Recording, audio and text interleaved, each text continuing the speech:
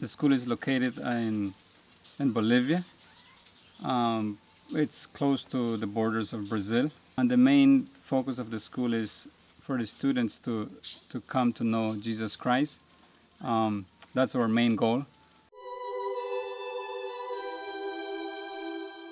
Here at the school, we teach English classes, history classes.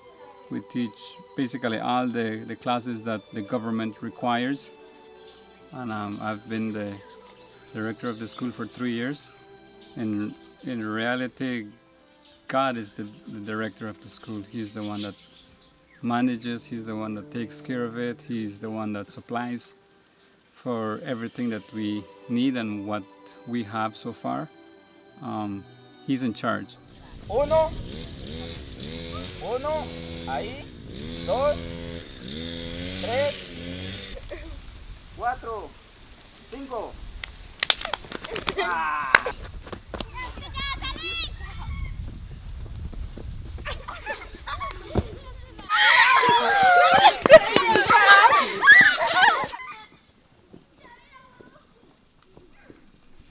During this year, I've been teaching classes. I teach English class, and I also teach biology and health and exercise class.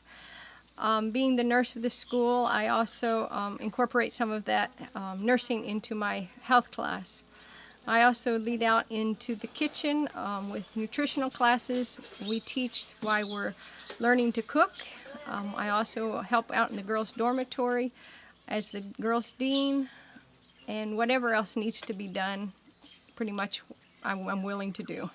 But here at the school, we work. We have a work study program where the students go to classes half of the day, and the other half the students do manual work. Or they go to work. They work in the kitchen. They work in the plantain to clean. We also work.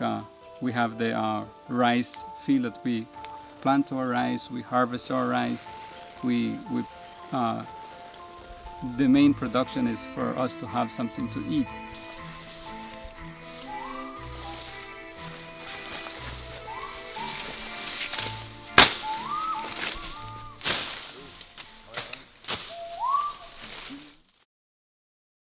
So it's really a full day because, you get up, you do your own devotions, and then the day starts, and then at 8, if you have to work in the morning, you have to work the whole morning with the kids, and then you have to go to class in the afternoon. Mm-hmm. So the whole day is really packed. But it's also a good way to get to know the kids better. And that's when they actually ask you questions, and when you can get to bond with the kids is during work. Our students, they live here at the school. The boys and the girls have their own dormitories where they stay, and most of the time there's staff members that are with them. They put them to sleep. They wake them up early in the morning. So one of our needs it's deans. We need boys dean and a girls dean. We actually need teachers to teach the classes. We need people that are willing to do whatever it takes for the gospel to be spread. Even here at our school, because like what my wife mentioned, 75% of our students are not Christians. They're not Seventh-day Adventist Christians. So when they come to the school, it's neat to see that in the beginning of the school year, they don't know anything about God, but as time goes by, they get to know who Jesus is and what He's doing for them.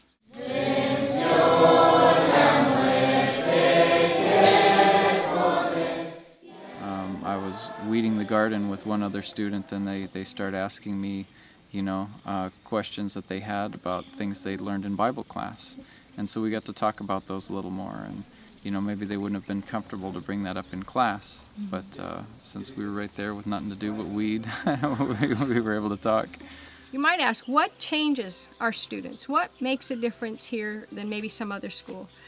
And I think the personal contact with them from day to day with the missionaries is important, and how we work with them, we teach class with them.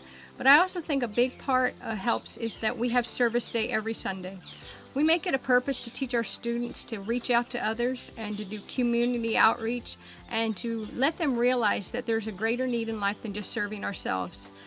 Many times we serve in the community that's near us, which has produced many of our primary students to come to our school through helping them build bathrooms or reconstructing their roofs in their houses or helping them clean their house.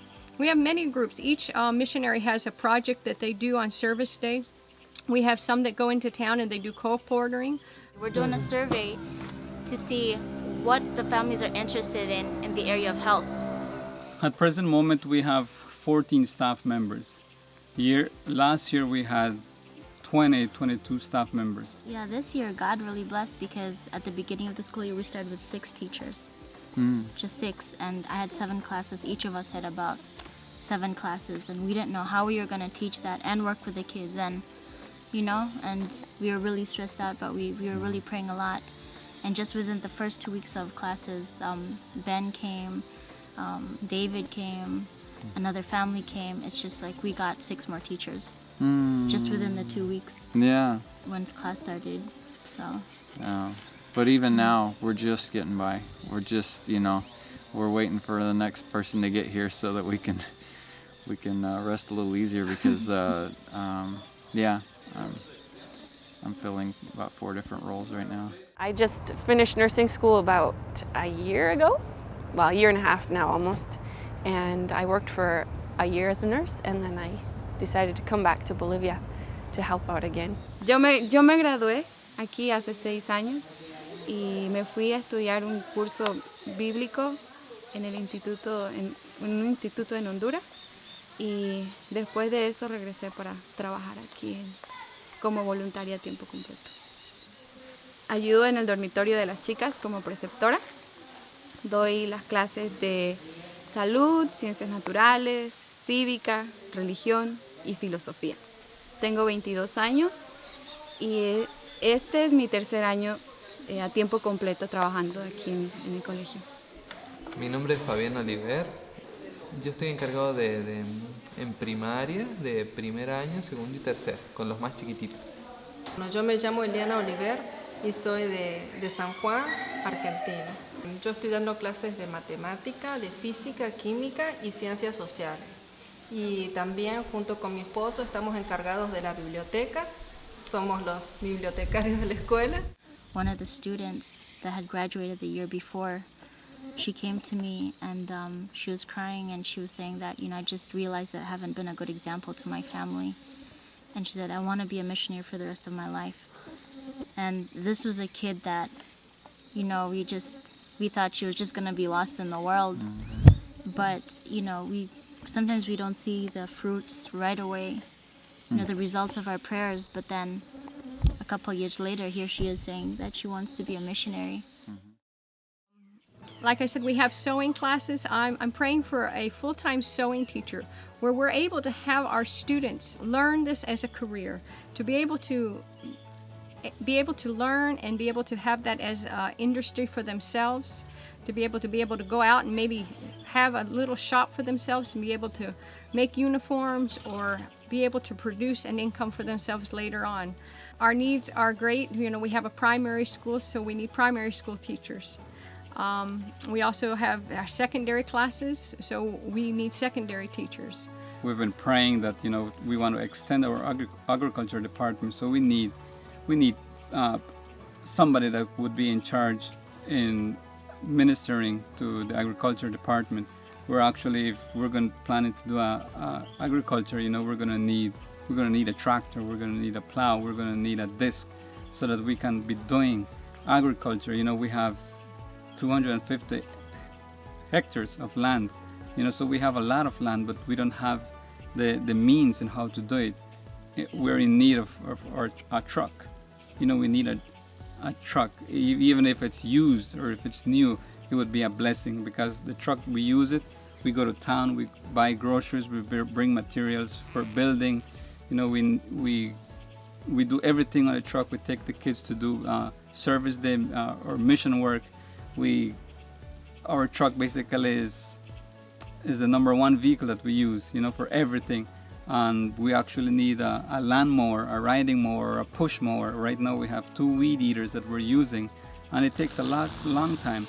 But even though, even so, we have the place as neat as we can, because we know that actually God is a God of order. He's a God of neatness. So we try to do our best. So if you feel impressed, or if God is impressing you to help in these areas, feel free to contact us, or to pray for us, and let God be guiding and leading you in whatever need you feel that you can help.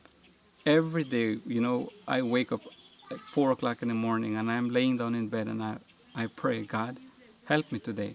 As in my daily walk, as I'm doing my daily things that I need to do, help me, guide me, and and He does. El trabajar con muchachos para mí ha sido un reto. Sinceramente así lo es. ¿Por qué? Porque todos vienen de hogares diferentes, entonces tienen pasados diferentes, a los cuales uno tiene que aprender a entenderlos y aprender de ellos también. Ser misionero es una experiencia muy bonita. Una, si entiendes el llamado de Dios. Dios te llama a ser misionero. Jesús en la tierra fue un misionero. Y los consejos de la hermana White también lo dicen, ¿verdad? Y ¿por qué no ser un misionero? No pierdes nada. Ganas almas para Cristo.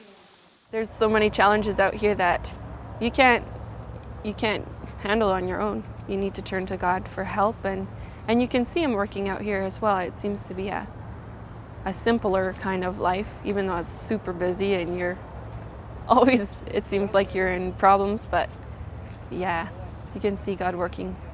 I can see God working a lot easier out here.